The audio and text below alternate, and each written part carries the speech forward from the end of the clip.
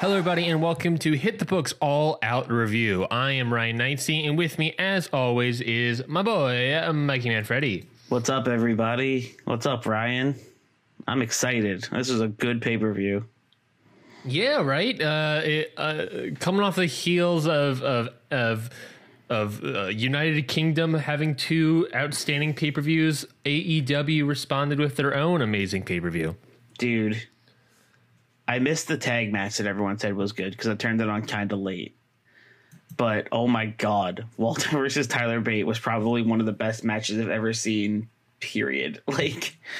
Yeah, I haven't yet watched NXT TakeOver yet, but of all the things I've heard about, was an amazing pay-per-view. But that's the review. That's the only review we're going to give towards NXT today, Mikey. Yeah, today we're focusing on AEW. AEW's All Out, taking place in Chicago, Illinois, August 31st, Sears Center Arena. Mikey, overall thoughts on the show? I thought it was pretty good. Still some production issues they got to work out. I don't know if that's. I think they just need to hire another producer, director, or something. But they're still having some pretty rough production issues, especially in those battle royals. They got to really tighten it up there. If they want to keep doing them, it's just top down. Honestly, production issues, and that's something that you and I have talked about earlier in past shows. And we sort of said that, like, okay, they're a new promotion. This is, a new show. They're figuring it out. So we've sort of given them some leeway here, Mikey. But we're now at the point of, like, this is their fourth show. TV is around the corner, which I know is sort of being run by TNT to an extent. But, there were of course, camera cuts and camera shots that were just not great. There was pyro. There was incorrect pyro. There was wrong graphic bugs for wrestlers. There was incorrect names for wrestlers by the announcers. What are your thoughts on all these production issues? It wasn't even by the announcers, by JR, period. Well, JR's calling Jungle Boy Jungle Jack, which I texted you. I was like, I get it. His name's Jack Perry, but so still. he's saying like Jungle Jack, and Jungle Jack's sort of a cool name, that way you can also capitalize on the Perry name, sort of.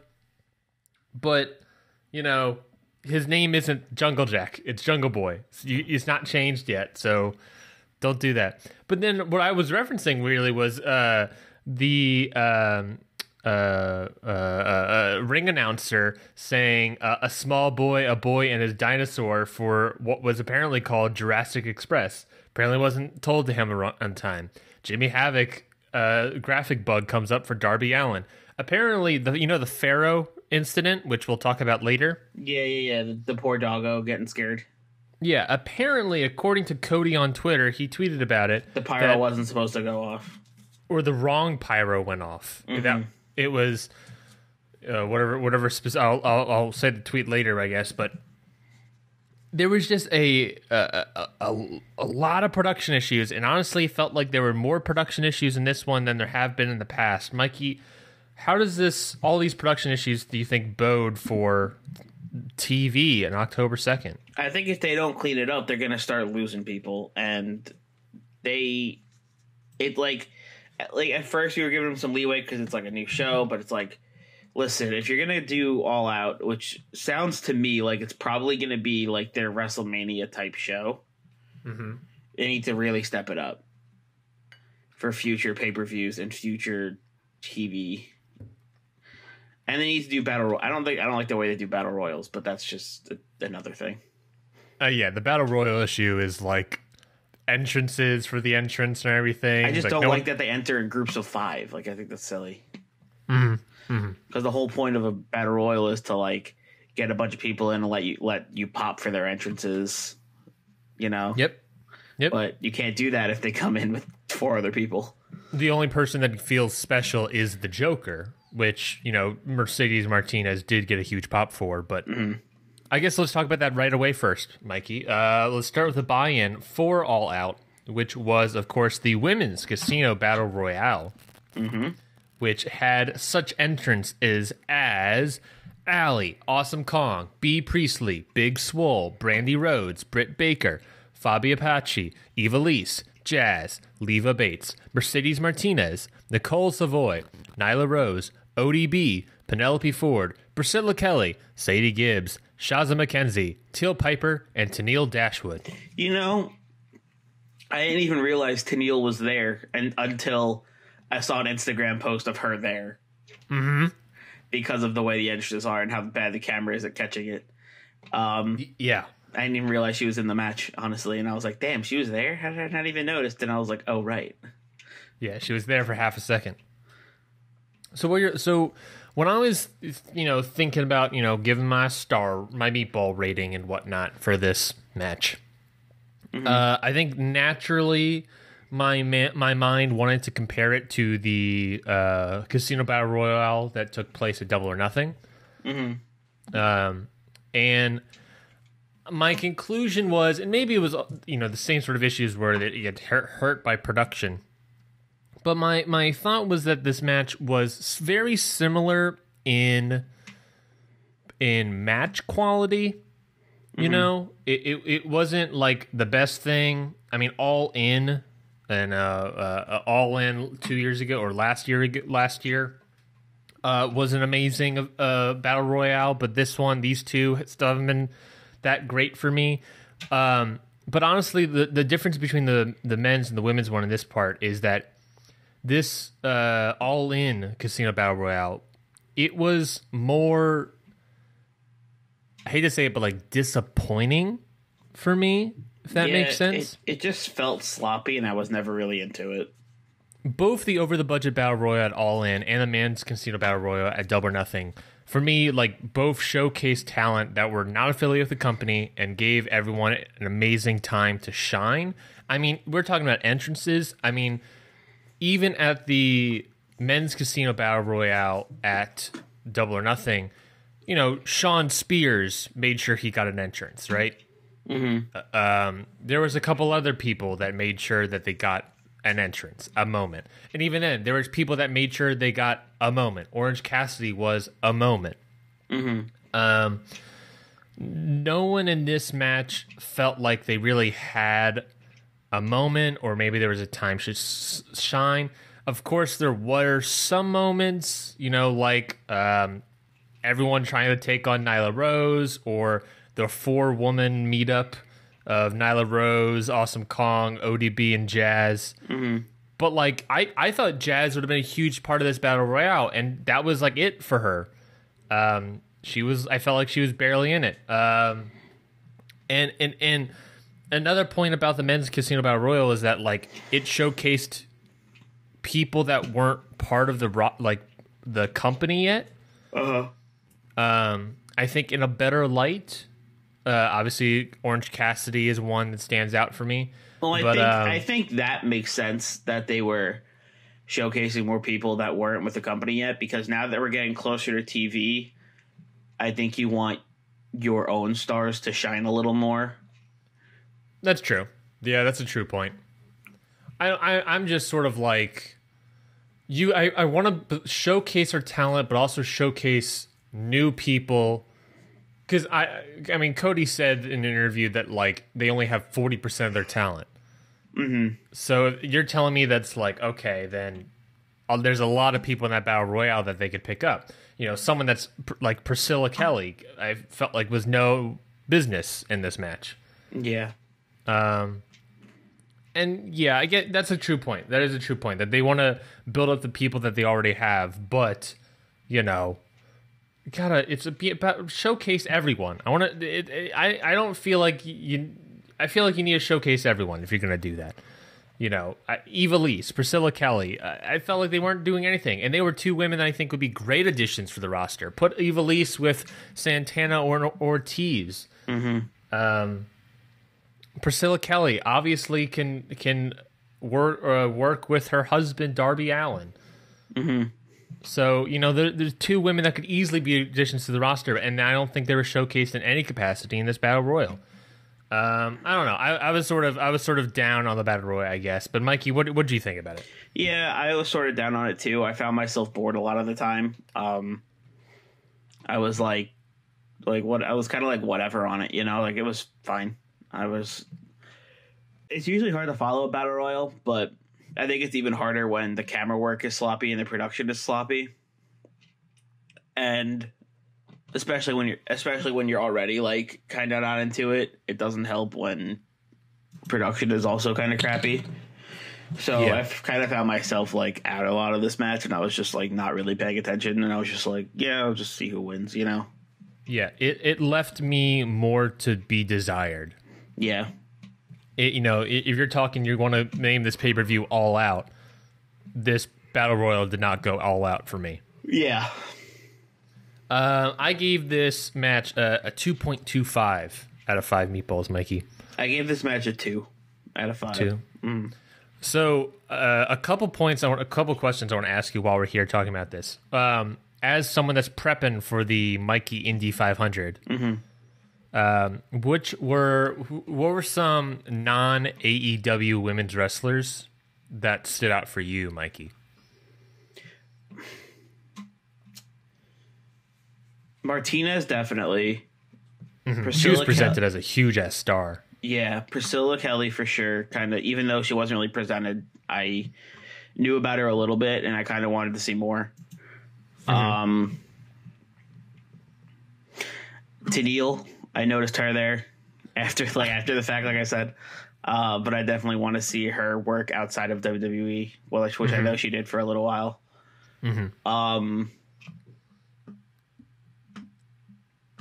Yeah, I mean, that's about it. Like, there was a lot of women in this Battle Royal, and I honestly don't remember a lot of them. Not the fault of AEW. I guess a little bit the fault of AEW, but... Yeah, I was going to say... I also just have a bad memory. Yeah, and yeah, but I would agree with you. I mean, I wouldn't necessarily remember everyone that was in here. Like, a year from now, I'm not going to remember this match. It's sadly a forgettable match. I mean, so is the men's Casino Battle Royal, but maybe the Orange Cassidy spot will stick in my brain forever. My dude. A goddamn dream and a half. Another question I want to add, well, I guess not really a question. I had the question, and then the answer was provided to me this weekend. Obviously, news broke out, according to Sean Ross Sapp of Fightful.com. He asked Tony Khan about the situation regarding Kylie Ray. And Tony Khan, of course, said that Kylie Ray asked for her release from AEW, and they granted it. It was very amicable. But it looks like Kylie Ray is gone from AEW. Mikey, as a huge fan of Kylie Ray, I can't imagine this was good news for you. I was, honestly, all of yesterday, I was, like, heartbroken. Like, I just was really sad about it yesterday. Like, I know she's going through her own stuff, and I hope everything's okay, but I guess I'm a little selfish because I really wanted to see her back because I think she's really, really good. She could have been a huge star, and she had so much potential, and I'm a huge Kylie Ray fan, and it sucks, honestly. It was rough. Seeing her at Double or Nothing and, seeing other independent matches of her, I truly believe that Kylie Ray could have been maybe the first women's champion. I agree. And I think maybe they could have been building to that. I don't know, obviously. No one does. But I was like, Kylie Ray is an amazing wrestler. She is easily probably like the next big star. She is very much like, you could say a Bayley. I was going to say like a Becky Lynch Bayley combo sort of situation where she's just so great and such great a wrestler and has such a personality about her that it just makes you draw into it. She obviously, she would have brought those demographics into the program. this young girl demographics into the program, but it's just like it's a huge loss for AEW. But whatever Kylie has going on, obviously wish the best for her. And, of course, it was amicable. So, we could always see Kylie Ray back in AEW. Yeah, if it's not injury related or anything like that, and if she's healthy and decides she wants to come back, she'll have a home. Oh, yeah. I'm excited to see her. Excited to see her. I just want to see her again. At this point, I just want to see her again, whether, independent wrestling or whatever. I just would love to see Kylie. I just want to hear something, honestly. Yeah, at this point. Let's move on to the next match in the buy-in, which was Private Party versus Angelico and Jack Evans. Of course, Angelico and Jack Evans took the loss here, their third straight loss in AEW, and they were not happy about that after the match with a post-match beatdown on Private Party. Mikey, thoughts on this match? Yeah, I feel kind of bad for Angelico and Jack Evans. They're 0-3 right now. That's rough. Especially against the Street Profits. I mean, Private Party. I don't know. I like both of the teams. I think they both put on a good match. Yeah, I thought this was a good, solid match. Lots of high flying moves. Showcasing both all four talents that were in that ring. Going into it, I always knew it was going to be just four dudes flying around the ring. Yep. Private Party had a couple of mess ups, in their footing and timing of different spots. I would still consider them green. So it's it doesn't hugely take away anything from me, but it's also they're still, working on becoming the great. Because I think they're one of those, the next great team is Private Party sort of thing. Yeah. I love the angle at the end of the match. I think obviously with Dark Order being the only real heel team in the tag team division, we obviously needed some more heading into TV. And Angelico and Jack Evans, I think, could easily be the next great heels of AEW. I agree. And they bring such a different quality, obviously different than the Dark Order or their spooky pervert mystery stuff. We'll get to that later, but during the Dark Order match, the crowd was chanting "spooky pervert," and I thought it was really funny. It was beautiful. It was beautiful. A chef's kiss to that. But yeah, I love the motivation for it. Where for the heel turn about that 3 straight losses, it shows that they care about their losses, their wins and losses, and that. You compare it to their match at Double or Nothing, right? Angelico and Jack Evans against the Best Friends. That match ended in a loss for Angelico and Jack Evans, but they were all able to shake hands following the match. Mm-hmm. Here, 3 losses in a row later, Angelico and Jack Evans are why are we shaking hands? This is dumb. We just lost 3 times in a row. Screw y'all. We are the best. And Jack Evans obviously has the motor gun of a mouth. He's just we're the best. I'm the best in the world. We should be, better than this. Mm-hmm. We are better than this. Screw everybody else. I want to win. Yep. And I love that motivation. That was definitely a good team to turn. Sure. And they could easily, have a first round matchup, and they could lose it, and that wouldn't hurt their motivation to be heels. So I was excited about it. I gave this match a 3. Yeah, I gave it a solid 3.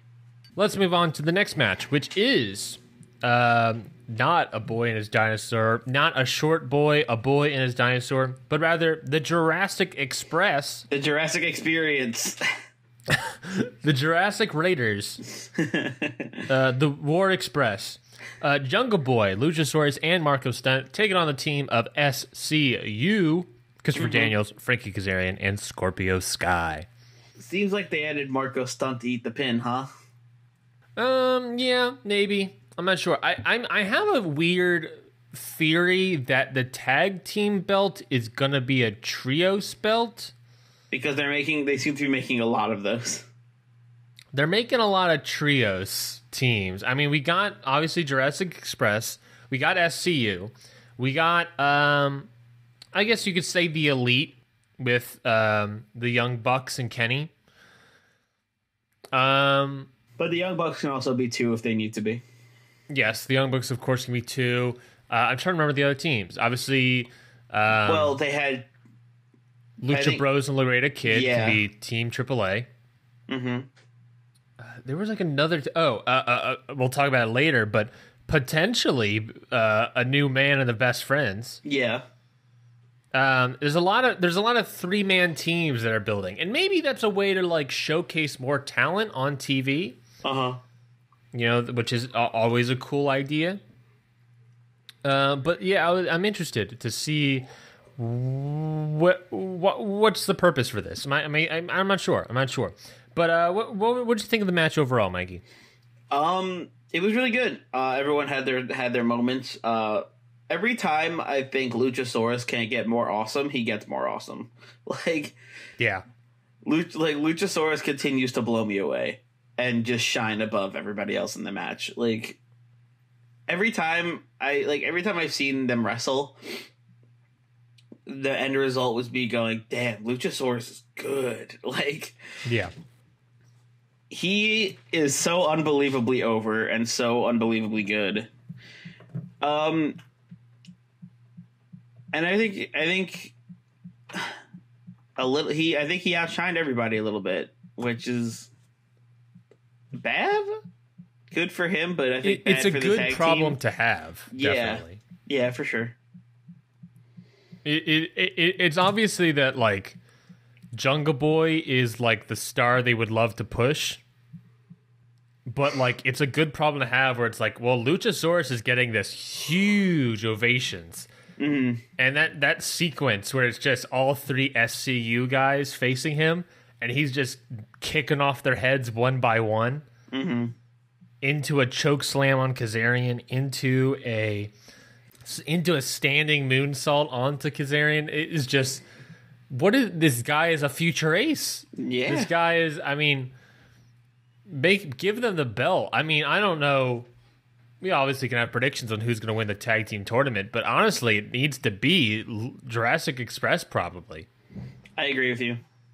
They're just sky's the limit for them. Honestly, I thought this was a great match. Obviously Luchasaurus's tail whips and kicks and all over the place. They're just the question mark kick, that fake out sort of thing. I just love. Pops me every time.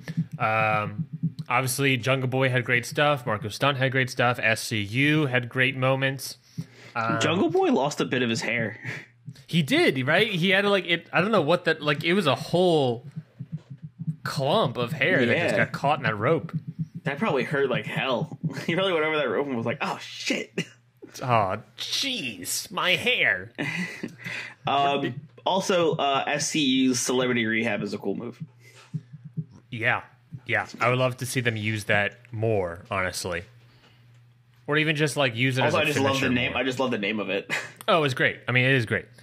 I think, this was a great match. It was very reminiscent of the Strong Hearts, SCU match that happened at Double or Nothing. A lot of the show felt like reminiscent of Double or Nothing, almost like a mirror or continuation of everything from that. Obviously, a lot of the story. It definitely felt like, looking back on it, that Fyter Fest and Fight for the Fallen were sort of like the TV tapings, whereas Double or Nothing and All In are the big pay-per-views. Yeah, if that makes sense. But yeah, I thought it was a great match. I gave this 3.5 stars, or meatballs. God, what am I, Dave Meltzer? Throw out my paper over here. 3.5 meatballs. Mikey, what did you think? I gave this a 4 meatballs. I thought it was really good. I enjoyed it a lot. A big old 4 spicy meats. Also, I do like SCU getting a win here. Also, yes, SCU getting the win here puts them at 2-2, I believe. I should pull up my merit system. Why not? Also, the build to this match was pretty funny. If anybody watched the Being the Elite before this, where they were all like doing different stuff, where all of SCU, like I think it was Christopher Daniels. He was watching. He was like his kid's T-Rex toy was tormenting him. Scorpio Sky was watching The Jungle Book. Frankie Kazarian had all the little had all like the little like play kitchen and all the little. He kept going to Chuck E. Cheese and like the little things. It was really funny. Yeah, to look at the rankings of the tag team division, SCU are now ranked number 3 with 2 wins, 2 losses, while Jurassic Express are 0-2 at number 7. Ranked number 7, near the bottom of this pile. Damn. Which, honestly, that could set up a great story for the tournament moving forward. Mm-hmm. But yeah, you got, 9 teams here? Mm-hmm. Maybe? Hold on, let me count this up. 1, 2, 3, 4, 5, 6, 7, 8, 9, 10, 11. 11 teams here. 10 of which I imagine are going to compete in the tournament. Yeah. Yeah, I'm excited. I think Jurassic Express is a great pick to win the whole thing, win the tag team titles. Obviously, of course, there's people like Best Friends, SCU, Dark Order, Young Bucks that are above there. But, honestly, give it to Jurassic Express. Make them go all the way. Yeah. I would much appreciate that. Let's move on to the next match, which was Kenny Omega versus Pac. Honestly, this was earlier than I thought it was going to be. Just about to say, did not expect this match to be second on the card. Yeah, I was really surprised when I heard them announce it. I was like, excuse me? Already? Yeah. All right, I'm in. This match is coming up next. What? Whoa. What, Excalibur? Take that back, sir. Roll it back just a bit, excuse me? Oh, my God. But then we got it. We got Kenny Omega versus Pac. What a match, I feel like. Yeah, that match was really good. This the ending was pretty sick. Probably this, I believe, yes, according to my ratings. Yeah, I agree. This was my match of the night, personally. Yes, I agree with my own ratings, yes. Yeah, I had to look over my ratings to make sure I rated it properly. This was my match of the night, personally. Mm-hmm. I thought this was a great match. I thought there was a great story being told. I have no clue if Pac got legitimately injured with his ankles or he's just a god at selling. They really got to watch those fucking barricades, dude. They were too close. The barricades are extremely close, which is like something they're adopting from Ring of Honor, which I'm like, guys, cool it. You have a whole roster basically full of high flyers. Give them a little more room out there. Mm-hmm. To his defense, I guess, he does work in Dragon Gate, and Dragon Gate doesn't have barricades, so he doesn't have to worry about it. He'll just go on a fan's lap. That's fair. But still, those ankles, oh my God. Yeah. Kenny even got it a little bit earlier in the match. Oh yeah. The barricades were its own story being told during this match. Yeah, they both got fucked up by the barricades a little bit. Which make me think maybe that was on purpose. I don't know. It's Kenny Omega and Pac. Who knows at this point? I thought this was my personal match of the night. I thought this was great. I thought it was a great showing. My conspiracy theory is way on my head because I feel like Jon Moxley was never going to be on the show. Now I'm like looking back on it. The more I think about it, Mikey, I have so many conspiracy theories about All Elite Wrestling, about what they tell us and what they don't tell us, and I feel like Jon Moxley was never going to be on the show. Now I think about it, but that's a conspiracy theory for maybe another day. Interesting. No, yeah, I got conspiracy theories at the wazoo. If you ask me, I'll start the 5-minute diatribe. But yeah, I thought it was a great match. What do you think about it? I thought it was a really good match. I enjoyed watching it every minute. I thought it was a good storytelling with Kenny Omega not being really focused on Pac and kind of having his thoughts on Moxley. Mm-hmm. And that's what caused him to lose, basically.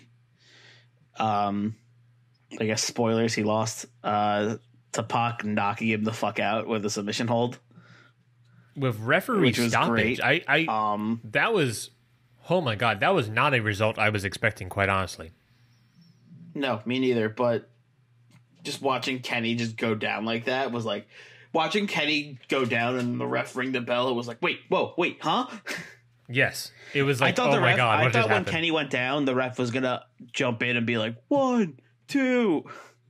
Yeah. And Kenny was going to kick out or something, you know? It looked like a pin attempt, but then the ref rang the bell and Kenny was out. And I was like, what? It put over Pac as a huge threat.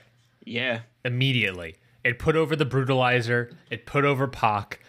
And it doesn't, by having the storyline be like, oh, Kenny wasn't completely focused because he wanted Moxley instead and was still sort of thinking about Moxley. It made it didn't really hurt Kenny Omega. Mm-hmm. Which that was a great way to save everyone in that angle, really. I'm also into the Kenny Omega redemption arc. Yeah, like he is really, looking back at the merit system, Mikey, he is really, I wouldn't say low, but of like, you know, all these people, I don't have a specific number, I think it's like 41 or something. He's like 6. He's like number 6 out of 41. Or, actually, I should probably change up that numbering.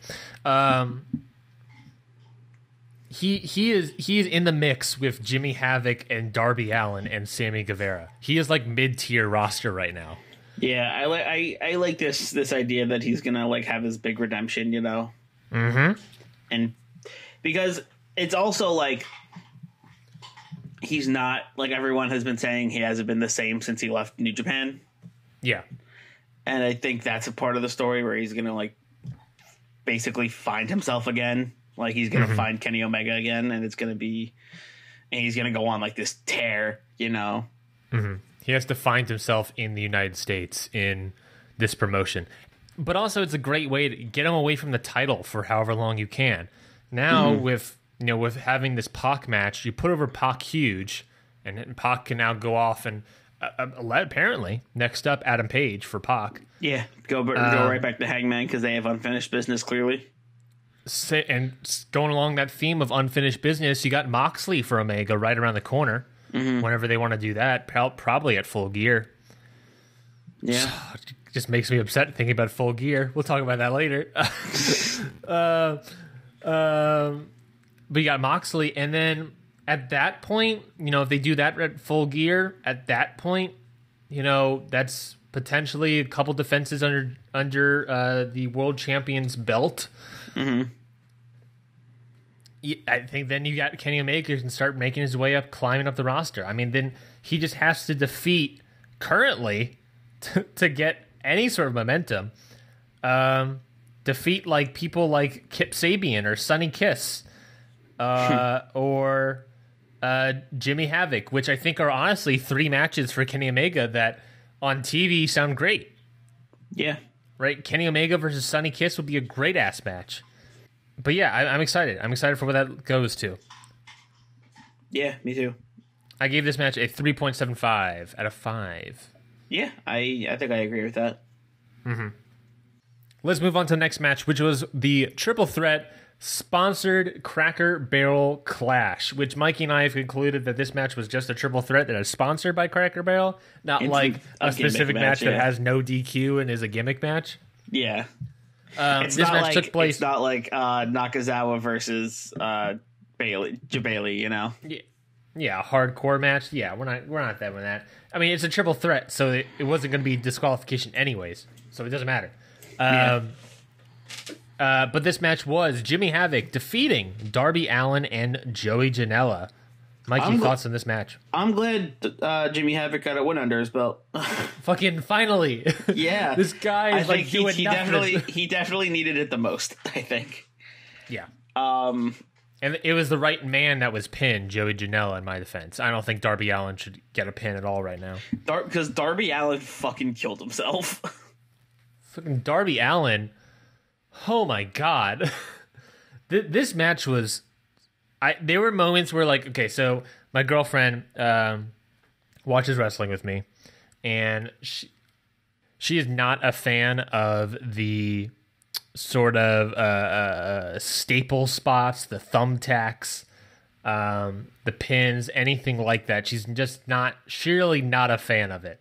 And so she like sat down and like they came out, and then like Jimmy Havoc went to the outside, grabbed the chairs, grabbed the table, and she's like, okay, that's fine. And then he grabbed the staple gun, and my girlfriend is like, is this a match I shouldn't be here for? I'm like, yeah, you shouldn't be here for this match. You chose the wrong match to watch. She's like, and then Jimmy Havoc stapled himself, and she's like, okay, see ya, and then left. Yep, that makes sense. I was like, and then she came back in, and they were putting thumbtacks in Jimmy Havoc's mouth, and she's like, no, I'm good. See ya. Fun fact, my girlfriend actually video chatted me during this match and was also watching this match with me. Whoa. Yeah. I basically just had my phone pointed at the TV, and I was like, yeah, this is happening. And every time he grabbed the thumbtacks, she's like, what are they doing? And I'm like, well, they're putting thumbtacks in his mouth. She's like, what? And I'm like, yeah. Yeah, that's how it is. I'm like, yeah, this is wrestling. This is what it is. This is what we enjoy. This is what we love. Terrifying match. Terrifyingly great match, I guess you could say. Yeah, it was exactly what I expected it to be with these three. Yeah, honestly. That spot with Darby Allin doing the caveman onto Joey Janela's back with the skateboard full of thumbtacks was pretty fucking sick. Oh my god, that one was, I think, honestly, the spot that killed me. I was just like, I saw that and I was like, oh my god. Oh my god. The thing that really got me was that when after the skateboard hit Janela's back, it slid. Which was like, oh. No, all of it was terrifying. I was sitting there like, no, please don't do that, Darby. Yo, the most terrifying spot for me was when Darby fucking killed himself. Oh my god, Darby, what are you doing, buddy? Where he had to do the caveman drop. He should have put the barrel on his head. That would have been really funny.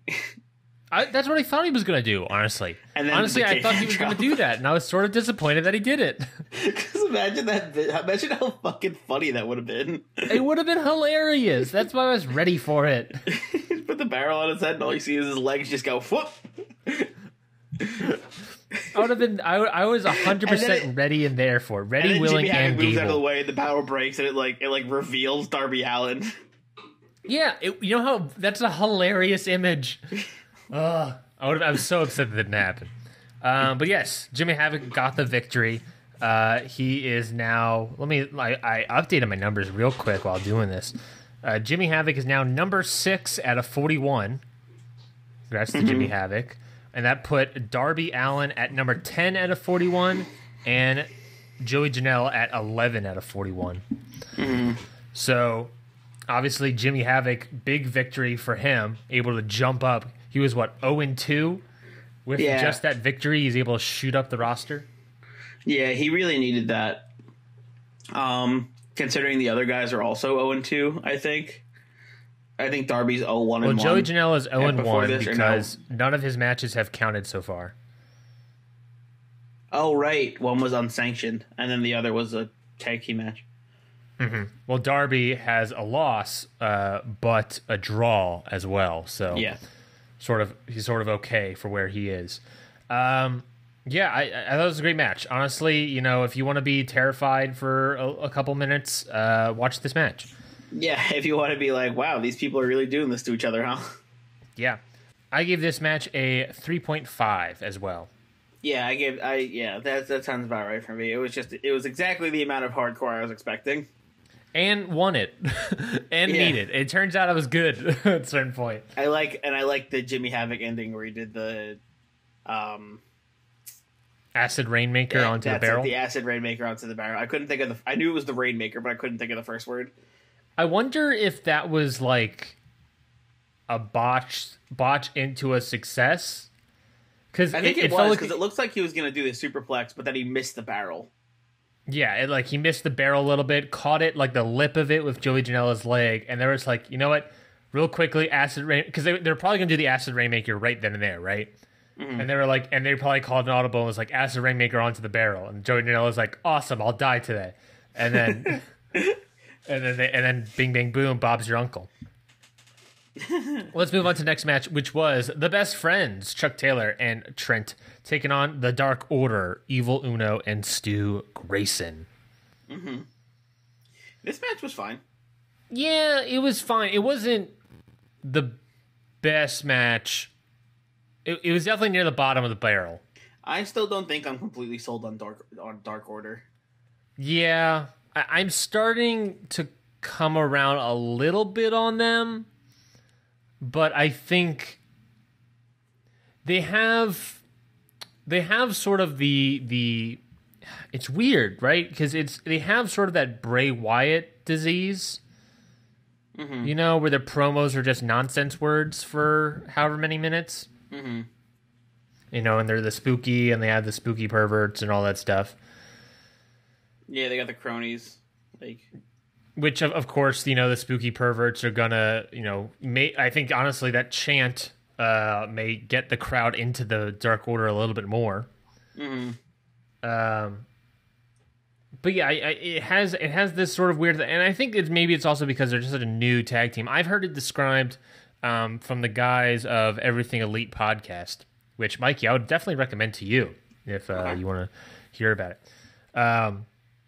But they definitely described it as like, I believe it was them or maybe their guests, I don't remember, but they described it as like, if you are a fan of the Super Smash Brothers back in the PWG days, you're probably going to be totally into them right now. If you're like a new person that has no idea who they are, it's going to take you a bit.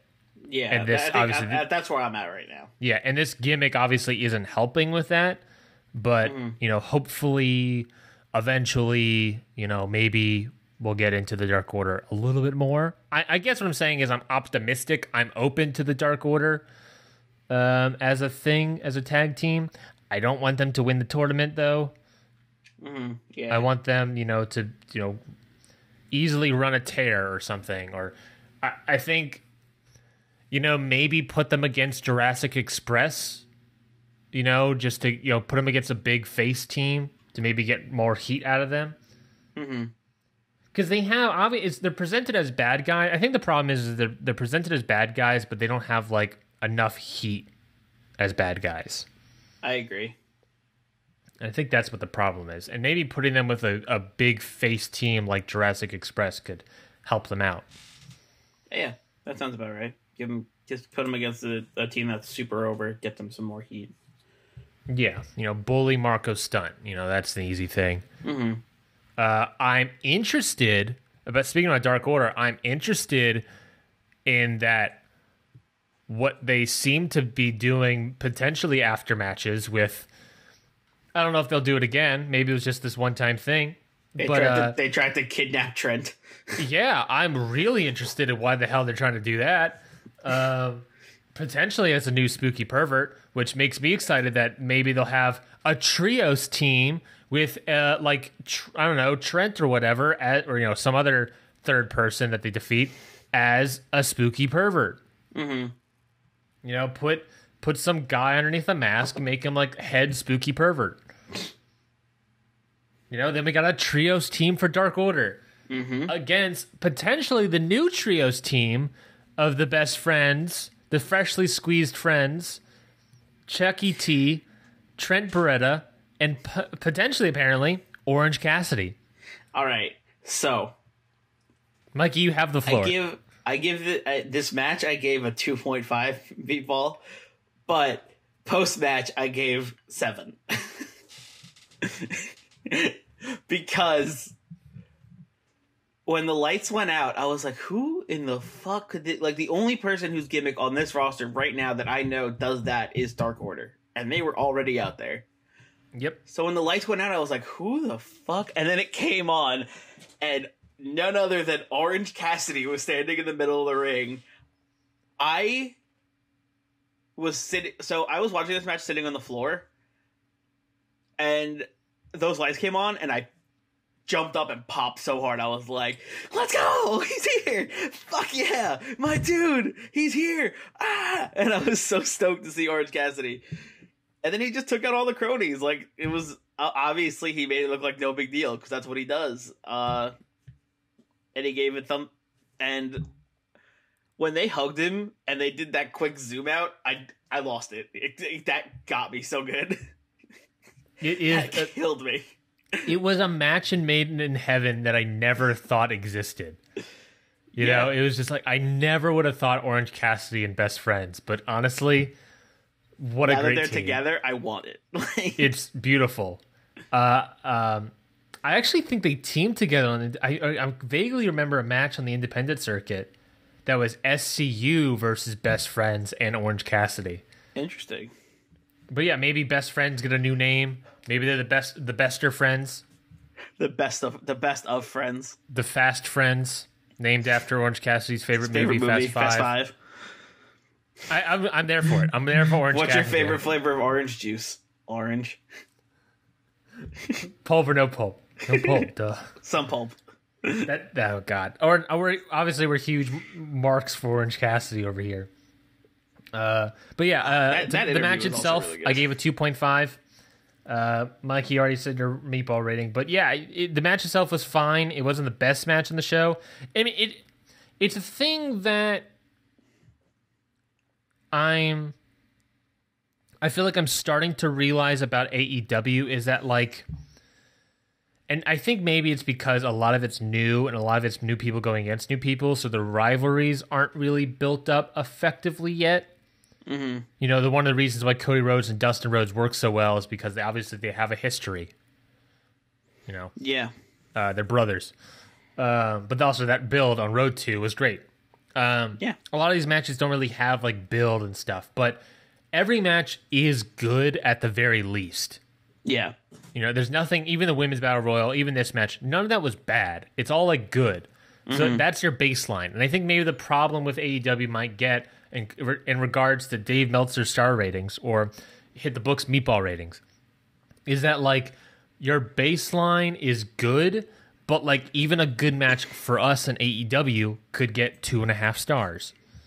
Yeah. Or 2 stars, which is like, it's still a good, it's like their bar to show me amazing is now incredibly high. And I think that's sort of bringing that New Japan stuff over to the United States, is the fact that like the wrestling is so good that when it's good, you'll know it's amazing and give it 5 meatballs. But like even when it's like you know, just fine good, it's 2 stars. Yeah. Whereas the WWE match, 2 stars is like, okay, that's pretty crappy. Yeah.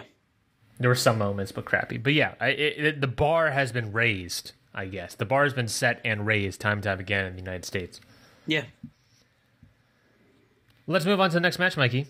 Mm-hmm. That match was the Joshi singles match for the winner to take on Nyla Rose in D.C. for the inaugural AEW Women's Championship. It was Riho who ended up defeating Hikaru Shida with a roll-up. I had no doubts that Riho wasn't going to win this match. Yeah, sadly, I agree. So it kind of took me out of it a little bit because it was like, I never got the feeling that she was going to lose. So like it kind of like, it didn't ruin the match for me, but it definitely made me less invested. Mm-hmm. I also feel like with Nyla Rose winning the Women's Battle Royal, it made more sense for Riho to win. Yeah. So it was because, you know, Riho pinned her in the triple threat. Mm-hmm. So it's just sort of like, okay, well then that's your story, I guess. Yeah. Yeah, it sort of deflated, I guess, the match in a way. The match was still good.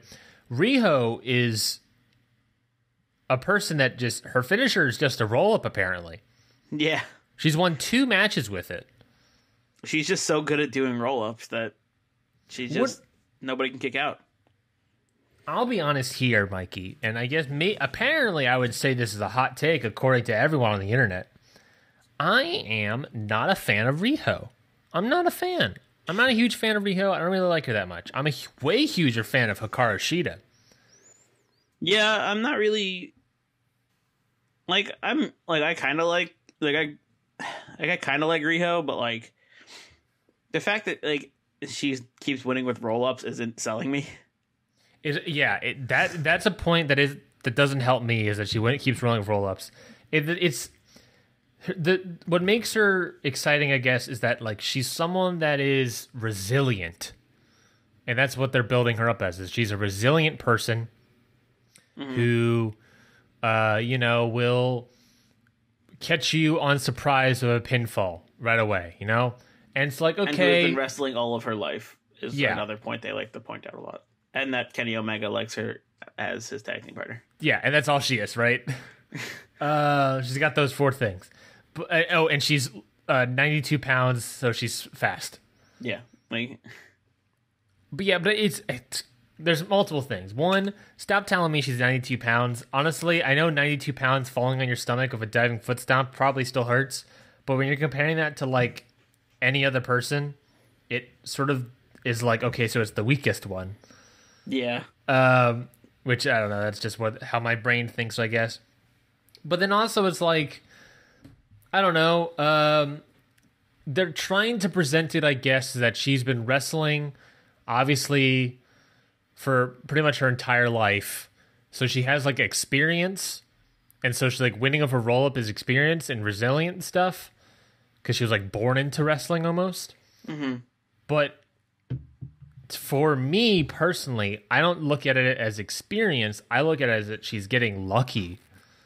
She is being resilient, which is a good point, but I just feel like she's getting lucky. And yeah, I'm not a huge fan of Riho. I much would have preferred Hikaru Shida, but once Nyla Rose won the Casino Battle Royale, I was like, okay, so it's Riho. Yeah. Yeah, I don't know. I mean, that's just obviously a very personal opinion, because apparently the internet loves Riho. Mm-hmm. Which you love Riho. That's good. That's good. I just don't. So that's that. That's fair. I gave this match a 2.75, Mikey. Yeah, I gave this match a 3, so I'm about around the same as you. Mm-hmm. It was fine. Good match. Yeah, there was nothing... Decent enough. Yeah, it did its job. I think... I don't know. I'm excited to see where it goes. I think the women's division needs something, it feels like, and maybe that something was Kylie Rae. Moving on to the next match. Cody, Shawn Spears. Thoughts on this match, Micah? This was a good match. I enjoyed it. Cody's entrance was... Okay, 2 things. Cody's entrance was cool, and Cody's entrance was garbage. Cody's entrance was cool because that fucking walking down the hallway shot where he had like a person join him every little bit was really dope. Mm-hmm. Where he was like, I think he was walking with like, who was it? Billy Gunn? No, who was he walking with? Are you talking about DDP? Yeah, you're talking about when Brandy Rhodes was walking down the hallway with Pharaoh, and then MJF and Diamond Dallas Page join her? Yeah. It was like he was walking down, like DDP jumps in, then Brandy jumps in with Pharaoh, then MJF jumps off of his thing he was sitting on, and they're all in the Star Trek gear, and it looked really cool. And then poor Pharaoh got scared, and I got upset. Yeah, that obviously is a huge talking point that came out of this pay-per-view and onto the internet. A lot of people upset, a lot of people not happy about it. Apparently the situation was that Pharaoh was there. Pharaoh was obviously, you could see Pharaoh the entire time, which also production point, a little early on your entrance, Brandy and Pharaoh and DDP and all this stuff. Mm-hmm. Why are they already on the entrance ramp? Just have them wait behind, and none of us would have ever known about this, right? Mm-hmm. Or at least it could have been maybe better, because it would have been muffled slightly. But apparently the situation was that obviously Pharaoh was near the entrance. Pyro and fireworks went off. Apparently the incorrect pyro went off for Cody's entrance. Another production point. That's dangerous if incorrect pyro is going off. It was it was like the mortar. I believe Cody said it was like the mortar fireworks, which was the loud thunder-esque fireworks. Was also, real quick sidebar, was Pox pyro late? I don't know, and I don't think it was, because you're right. I just remembered what I thought it said. So I don't. It looked like it was late. I don't think it was late. I thought it was perfectly timed, and honestly, I don't know when it would have gone off otherwise. But I like turned to my girlfriend when we were watching the entrances for this match, and I was like, the fireworks for Kenny Omega don't really do anything for me because it's just like, oh, it's Kenny Omega. He's the greatest in the world, so it's whatever. But when, like, Pac came out and the fireworks hit, I was like, Pac looks like a superstar with that fireworks setup. Mm-hmm. I was like, it's like it's like the old adage of, like, either the superstar makes the title or the title makes the superstar. Mm-hmm. Why am I saying superstar? Wrestler. Jesus. All right. Also, I want to note in this match, Cody versus Shawn Spears. Earl Hebner was the referee, correct? Correct. I guess I'll talk about it later, but there was this one point where Shawn Spears kind of gets up in Earl's face and he gets mad and backs him into a corner and yells at him. Yeah. I just want to bring that up for now. Later, we'll come back to it. Okay. I'm interested to see where that goes, I guess. I thought this was a good. I thought this was a good, solid match, a good Southern, a classic Cody match. He's a big fan of that old school Southern wrestling mentality. So there was lots of shenanigans by the managers or run-ins by people, sort of sketchy disqualification stuff. Fucking Arn Anderson dropping in an appearance. Dropping in a goddamn spine buster on Shawn Spears. Spine on the pine, baby. Oh, speaking about entrances, though, everyone talks about Cody's, but I don't think Shawn Spears gets enough credit. His entrance sitting was cool. in that chair. It was cool. Sitting in the chair, I should say.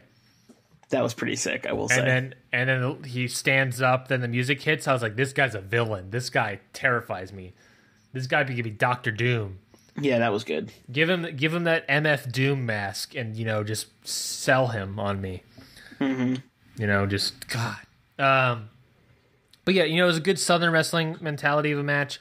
Obviously, there's more to the story with, Tully Blanchard and Arn Anderson, obviously, 4 Horsemen. I've heard people talk about, and rumors, and Mikey, obviously, I would love to hear your thoughts. Obviously, I think, and they teased it here, at some point MJF is probably going to turn on Cody, right? Yeah, they definitely teased it hard when MJF slid in the ring with the chair, and then Cody turned around and he threw the chair away and hugged him. Yes, he didn't it wasn't like oh shit you caught me. It was like, yeah, fuck this, People have suspected, I guess you could say, or dreamt of, and it's with Cody Rhodes. I could certainly see it as possible as a 4 Horsemen stable, a new 4 Horsemen stable, potentially Shawn Spears, MJF, 2 other guys led by Tully Blanchard. That would be cool. It would be dope. I don't know who those 2 other guys would be. I don't know if you have any opinion on that. I have no idea. Yeah. They need an enforcer type. MJF would be the Ric Flair. Yeah. Shawn Spears would be like the Tully Blanchard. They need to get a new guy to come in to be an enforcer, and then the 4th guy, he was also there. Yeah, and obviously it feels like maybe there's something brewing. There's a story that is being told that obviously we're in the midst of, so who knows where we're going with it. But obviously it's not over. It should be said, though, however, Mikey, to go back to my numbers, my merit system, and all that crap. With the victory, Cody is now ranked number 1 in the division. Yeah, that sounds about right. 2 wins, 1 draw. Oh, he's actually not tied. I take that back because he has a draw. He is now ranked officially number 1 overall in the men's division. Yeah. 2 wins, 1 draw. 0 losses. 0 losses. So congrats to Cody. He is. I said that this match was an unofficial number 1 contenders match in my preview for System Check. Mm-hmm. And with Cody winning, I think that's pretty certain. If I was a betting man, then Cody against Chris Jericho is probably going to be your first title defense, and it's probably going to happen at Pittsburgh or whatever, wherever that title is being defended. I could see that happening. It's early on TV. Get two people that are Philly. Huge names that people already know who they are. I think it's at the show I'm going to. In Philadelphia. I think you're right, actually. I think you are right. You are right. Which is cool. Yeah, there's a high possibility, and I'll plant my flag now, that match will be Chris Jericho versus Cody. Yeah, I can see that for sure. I don't know. I don't think it's going to be anyone else. Adam Page and Pac are busy. I don't see Chris Jericho facing Kip Sabian or Sonny Kiss or anyone like that.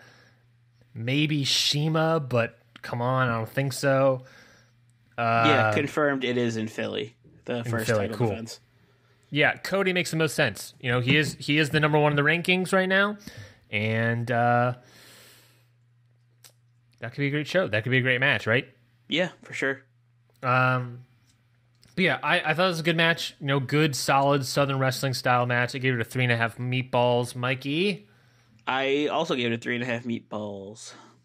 Let's talk about the next match, which was the Escalera de la Muerte match. Lucha Brothers versus the Young Bucks. Yo, the Young Bucks fucking died. Oh my god, that Mexican destroyer off the ladder through a table where he literally landed on his neck. Like if you look at the slow motion video, it's like Matt is straight up on the here's the table is flat. He is perpendicular to that table. Oh my god. Or what about when Nick got pushed off the ladder and his feet hit the ropes before he went through the tables? That was terrifying. I thought he was dead. Honestly, oh my Christ. Holy crap. He didn't jump far enough and he caught his feet. I was like, dude, as soon as I saw his feet hit the ropes, I was like, oh fuck. Oh my god, that spot. When he was getting pushed off of it, I was like, he's gonna have to jump off the rope or something. He's not close enough. And then his feet hit the ropes. I was like, oh no. And then his head just smashed against the tables. Oh my god, that was terrifying. This match was terrifying. Near unsafe, probably. So, real quick, there's this post on Reddit, and someone posted, someone has an obvious physical advantage, and it's a disgrace they're even allowed to compete in their division. And it's like, oh, not another fucking Nyla Rose post. But then I open it, and it's like, Luchasaurus weighs over 2 tons and is a literal dinosaur. Why is he allowed to compete in AEW? And then the first comment is, you are tyrannisphobic. Maybe that's why Marco Stunt Maybe that's why Marco Stunt is teaming with Luchasaurus Mikey. Just to outweigh the 2-ton dinosaur with the 102-pound small man. Yeah. But yes, thoughts on the Escalera de la Muerte That match was absolutely insane. They put on such a good match. Like I said, the Young Bucks died. Oh my god. Both of them. Yep. They even said on their Twitter, which I don't know if it's true, but they were like, I don't know if I could do another one of these. I wouldn't. You're getting way more money than you ever have before. You got families and you have important jobs for this company. I would not do a match like that again. Really? Yeah, they were like, I don't know if we're doing another ladder match after that, because that was a lot. Yeah, that was a lot. That was terrifying. You're gonna do it again. Maybe you got a couple of more in you, but oh my god. I love the standoff spots too, where it was they both had. It was like a member of the Lucha Bros or a member of the Bucks had another one. They were doing these spots where they were like, you do it first, I'll do it on your brother. You do it on my brother, I do it on your brother. Mm-hmm. They were standing off with that one spot where I think it was Phoenix and Nick were on ladders on either side of the ring. Mm-hmm. And Pentagon and Matt were on the tables. Yeah. And they were like, you jump, I jump, come on. You won't. And then they both jumped. And it's like, wow, you're really betting your brothers here, huh? Like, oh yeah. I don't know. I like the intention of those spots, but for some reason they didn't click quite for me.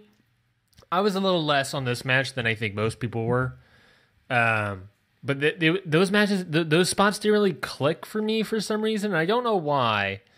I'm still exploring that with my brain, but yeah, they were cool spots. That was just like, I think what hurt was the spear to the outside. When Pentagon and Matt Jackson did spears to each other's brothers. Like you could have easily stopped that. Like you could have saved your tag team partner, but instead you were like, "Fuck it, I'm gonna kill yours instead." Yeah, I was like, Matt could have stopped Pentagon, then Nick could have super kicked Phoenix, and then like power bombed him through the table, and completely saved Matt all that trouble of going through a table. Yeah, like whatever way it was. Like if Matt, like they were like 3, 2, 1. Pentagon ran to do the spear. Matt Jackson went the other direction, almost like he's setting up a pounce, but instead does a spear. Nick Jackson super kicks, power bombs, bing, bang, boom, you're done. That's why I was like, there's defense, I guess.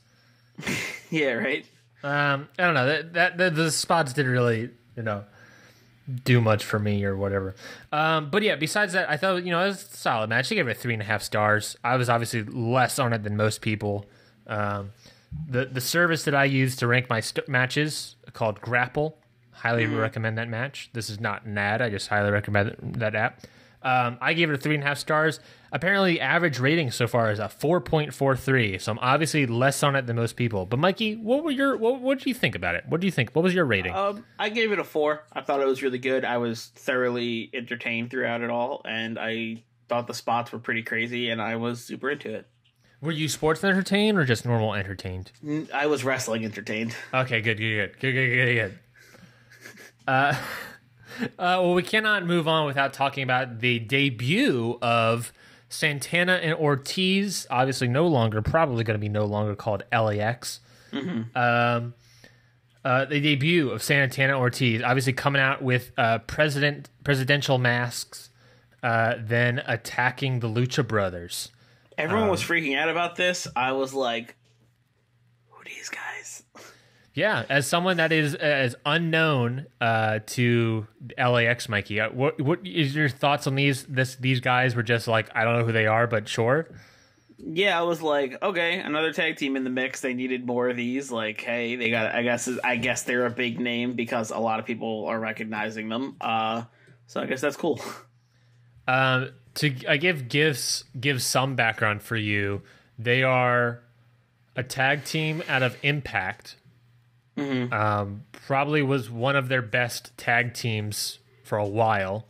They were in a huge feud with the Lucha Brothers, so much that they had like just amazing matches. They've had amazing matches in PWG, Impact, all over the place. AEW. So they're a huge, amazing tag team. They are someone in the echelon of a Lucha Bros, Young Bucks type, where they do these amazing, crazy spots and stuff. I think you'll love them. When you see them, you'll love them. They can now. What they also do is sort of like that death match quality. So if they ever do a tag team of, Darby Allin and Jimmy Havoc, they could do a tag team match together and just kill each other. They did a match in Impact, Santana Ortiz, that was, I forget the name of it, but they did a match where they took the mats off the ring, so it was just, they were wrestling on the wooden floorboards of the wrestling ring. So it was just like, you're doing a powerbomb not onto a mat and a canvas, you're doing a powerbomb onto wooden floorboards. Yikes. Yeah, it's all over the place. And they're going to be great. I think honestly you'll love them. I think you'll eventually love them. Obviously it looks like they're setting a feud with the Lucha Bros, possibly for a AAA tag team title. to keep that going. I'm so happy to see the Lucha Bros and Young Bucks not to wrestle anymore. I just want to see them gone. I don't want to see that match. I didn't really want to see this match going into it. Maybe that's what hurt it, is I wasn't excited about it because, God, they've wrestled way too many times. But I'm excited to see moving on to Lucha Bros with someone else, which I haven't watched Impact enough. Maybe I'll still be excited for it, but, they've also wrestled a shit ton of times, so maybe that's not good for Lucha Bros. I don't know. Honestly, can I be frank about the Lucha Bros? Here's a hot take. Since joining AEW, I am less of a fan, maybe not a fan of the Lucha Bros anymore. Yikes. That is a hot take. That's a scalding hot take, probably. I'm not really a fan of the Lucha Bros right now. Interesting. Maybe it's because I'm doing the merit system stuff and I'm putting in their numbers and stuff, and it annoys me. I want to give you this example, Mikey. You know how many tags they make during a match? 90, not a lot, or way too many? Not a lot. Across 3 matches, they've made a total of 9 tags.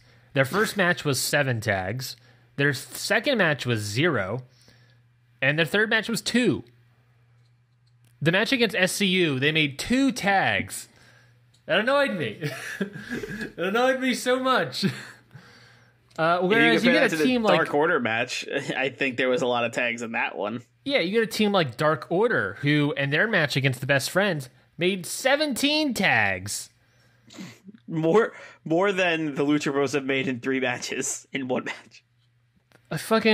It's just SCU, 8 tags against Jurassic Express and the Strong Hearts. Strong Hearts making the Brotherhood, Cody and Dustin Rhodes, 9 tags. The Lucha Bros are making 2 tags against SCU. It annoys me. It annoys me. They're not a tag team. They're just 2 people put together, just because they're brothers. I just want to see them separated at this point. I want to bring in new talent, bring in new tag teams, split up the Lucha Bros. Give me Pac, give me Phoenix, put them in a match together. Give me Pac and give me Pentagon. Give me anybody against Kenny Omega. Give me Cody versus Pentagon Jr. Give me, I don't know, somebody, anybody else. Chris Jericho versus Pentagon. Just, I don't know. I'm getting peeved. I can tell. I'm heated, I guess you could say. But yes, let's move on to the main event, Mikey. Let's talk about it. Yeah. Let's finally talk about the main event so I can calm down. Adam Page, Chris Jericho for the AEW World Heavyweight Championship.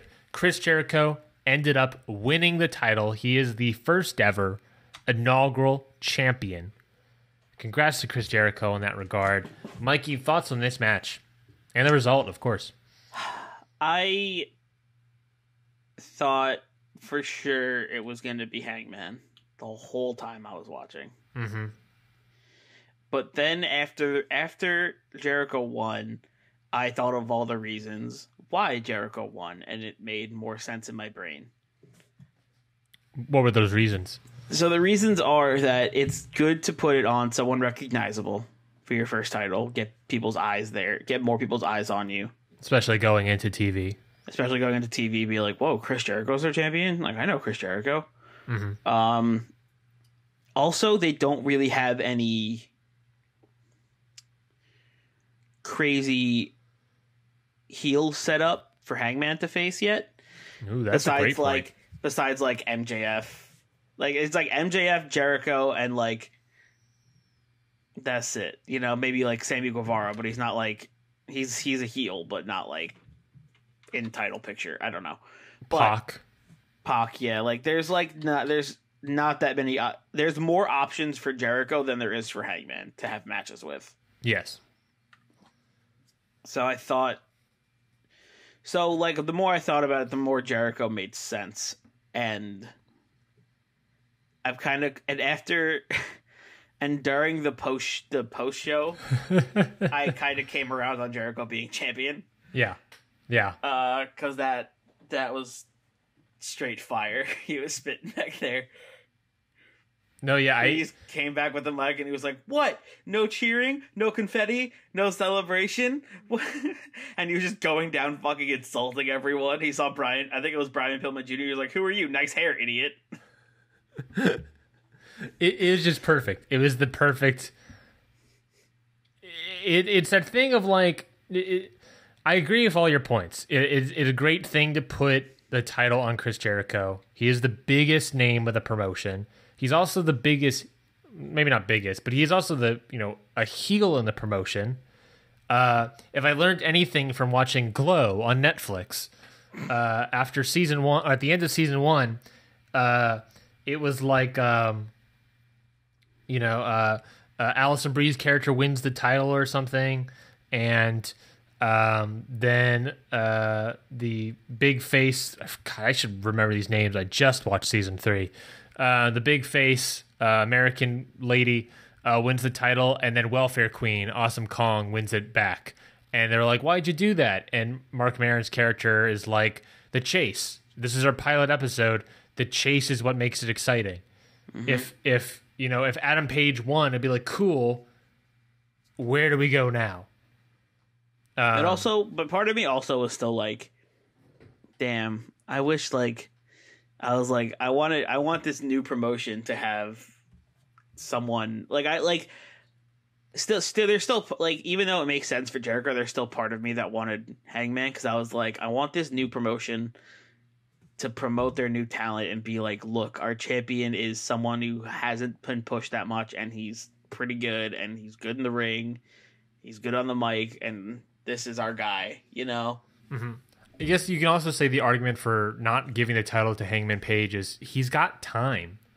Yeah. He's only 27. He's only 27. He's got lots of time.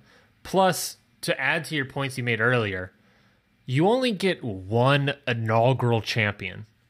And when you're running the slideshow of who your champions are, and Chris Jericho is the first one, you only get one inaugural champion. Mm-hmm. Make it Chris Jericho. Just do that. Adam Page will be a great future champion. If you're going to have an inaugural champion, you want it to be someone huge. The inaugural SmackDown Live Women's Champion, Becky Lynch. Yeah. That's a great historical point to say. Inaugural Raw Women's Champion, Charlotte Flair. Great historical point to make. Universal Champion, Finn Balor, good up and comer, but then loses immediately, and then he degrades like that. That was an injury issue. Yeah. But he has obviously some background. He's obviously world title contention already. But you only got one inaugural champion. You got to give it to Chris Jericho. You got to. Yeah, it makes sense. I also would have loved to see Adam Page win, but the chase, right? He came in on a horse. He did the thing. That's the problem. He came on the horse, but didn't come out to Lil Nas X rap. Somebody actually made an edit. Really? Oh, please send that my way. I want to check that out. Somebody made an edit of him coming into Old Town Road. That's why he lost. Really, is that he got the horse, he didn't get Old Town Road. It was pretty good too. The conspiracy theory being that Hangman Page will give you the horse, you're not getting the title. Choose one, sir. I don't know. There's still time to make. I think also Hangman Page isn't like a still. I mean, yeah, you're looking on a nationwide stage. He's still not a huge enough star yet compared to Chris Jericho, who's an international star. Yeah. Let Adam Page, give him time. He's gonna build up. Get him some wins. Have him win against Pac. Have him win against Kenny Omega. Have him win against Cody. Then have him win against Chris Jericho. He needs to get more big wins to build him up to eventually get the big one. I agree. He needs those big names on his list of people he's defeated. Because right now he's just not. I guess he's just not over enough, and that's fair. That's not a bad thing. That's a huge that's a good thing to have, is that, then moving forward, you have a star you can build up. And they already know. They have a star they can build up. It just takes time. The match itself I thought was good. I thought it was solid. I gave it 3.5 meatballs. I thought I can't believe Chris Jericho got a spinning back elbow over as a finisher. The Judas effect. That theme song, Judas, is a goddamn bop and a half. Okay. Also, I want to come back to the Earl Hebner thing. Oh, please. I'm sitting here asking myself, what the hell is Mikey talking about? Earl Hebner, what are you talking about? So, Earl Hebner, Sean Spears got up in his face, and he came back and yelled right at him and backed him into the corner and got the respect of Sean Spears. In this match, Aubrey Edwards, a.k.a. Girl Hebner, did the same thing with Chris Jericho, and I thought that was a cute moment. It put her on the same plane as Earl. Yeah. I thought it was a cool moment that they did that also, like, especially because on all of her social media, she's Girl Hebner. Mm-hmm. But I just thought it was funny. It's not like a crazy big thing that I'm sorry if I hyped it up too much and disappointed you, but no, you didn't just put. No, that's a great point. It is. I thought it was a nice parallel. It comes with the fact that she is the first ever woman referee to officiate a world title match in the main event of a pay-per-view. And good for her. Good for her. During the match, you get the point where it's like she does like similar spots with that Earl does. It shows like, oh, they're the same. They're on the same playing field. She is enough of a force of a referee to terrify Chris Jericho. Mm-hmm. That's a great point. That's a great point to make. Plus, she's officially signed full time for AEW, so I'm excited to see her more. It's amazing how many people that have been wrestling haven't officially signed with AEW. Mm-hmm. Like hearing that, like, she's now officially a referee for AEW is like, what? She's been officiating so many matches. How is she not officially signed? Apparently, the legend. I'm not certain about this, of course, but according to @LuchaBlog on Twitter, the Lucha Underground contracts apparently ended in August. It's now September, so apparently all those Lucha Underground guys are free agents. Angelico, Evans, Pentagon, Phoenix, Joey Ryan, but he wants to stay in independence. Evilise, I guess all these people are now up for grabs, which is cool. So maybe we'll see something out of that. I don't know. I guess I'm excited. I'm excited to see where we go. What was your match rating on this, Mikey? My match rating on this was a 3.5. I thought it was pretty good. There were some points where it was slow and like a little bit. I was a little bit bored, but yeah. It got that nice explosive ending. Also, somebody pointed out that the story of Jericho kind of like waiting for his spot where he could get, because Hangman did that spinning elbow or that spinning punch like a couple of times in the match. Yeah. It worked once and he kept going back to it, and then he went back to it again, and Jericho basically like had the hard read on it. Yeah. And caught him instead. So I thought that was cool. Because yeah. he was resilient, and then he picked his spot to get the win. And I thought that was very Chris Jericho.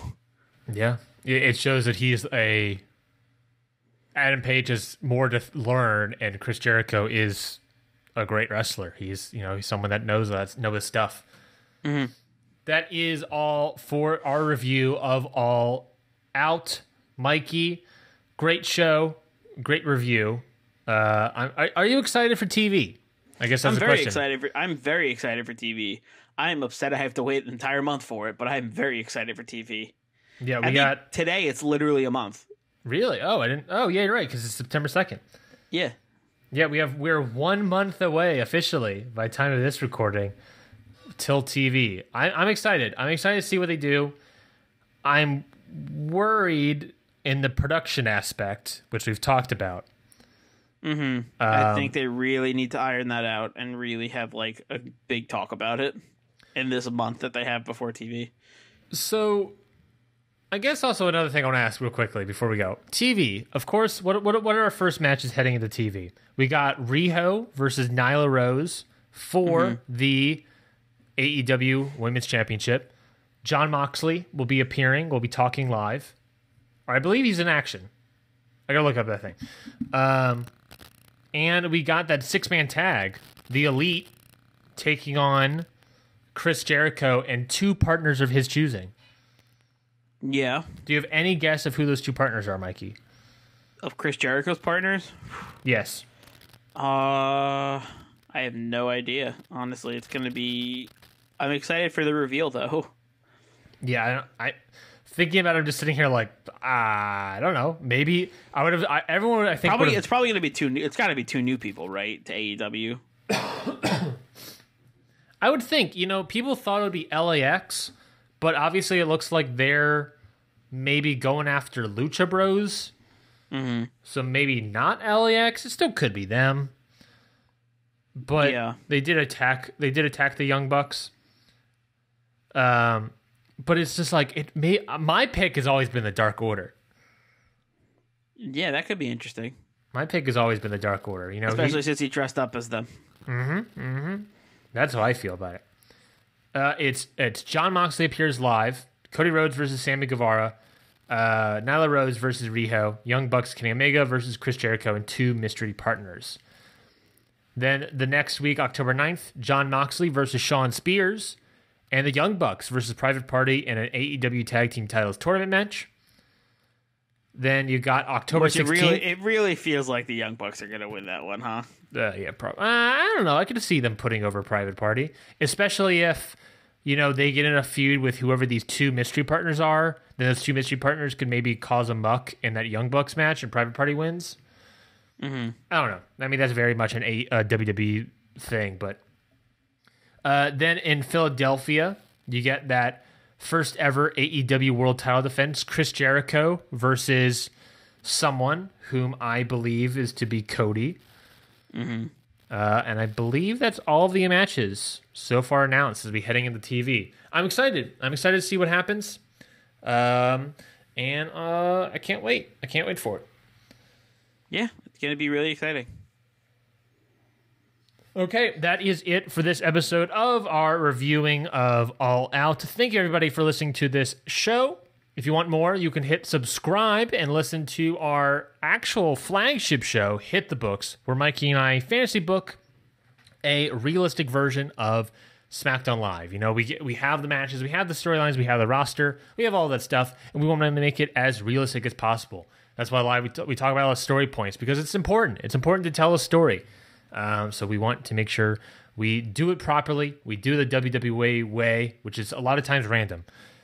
The dreaded randomizer. You can also follow us for more content at HitTheBooksPod on Twitter. We still have a contest going on, and that contest is if you go to Twitter, go to at HitTheBooksPod, go to the pinned tweet. If you retweet and like and follow us, that pinned tweet, then you could potentially win a first ever made Hit the Books t-shirt, along with, not along with, but the second drawing will win a sticker, a Hit the Books logo sticker. So please follow us on Twitter at HitTheBooksPod, retweet and like that pinned tweet, and you are on your way to potentially winning those 2 or one of those 2 prizes. Yeah. You can also go to YouTube and subscribe to YouTube and get more content like this. Of course, we've got the reviews, got the system check. Eventually, Mikey's Indy 500. Potentially on YouTube. Still not sure where exactly it's going. We got time. But Mikey's Indy 500. If you got any ideas about independent matches for Mikey Manfredi to watch, please tweet them at me or at HitTheBooksPod with the hashtag HTV500. I would love to hear all of your matches. I'm sure there's lots of Kyler Ray matches that he would love to watch. So please tweet them. Or even LAX. Perfect. Tweet at him a bunch of LAX matches for him, Mikey, to watch. So please do that. Again, hashtag HTB500. Follow us at HitTheBooksPod. That is it for this episode of a review. Of course, tomorrow, potentially, if I edit this in time, tomorrow will be our flagship show, hit the books. So join us there. Why don't you? Hit a subscribe, hit the bell, be notified, all those things. Until next time, for Mikey, I am Ryan. We'll see you next time. Have a nice day.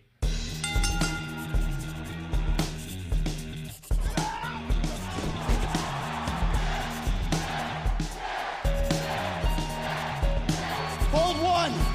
Arm drag. Don't tell me!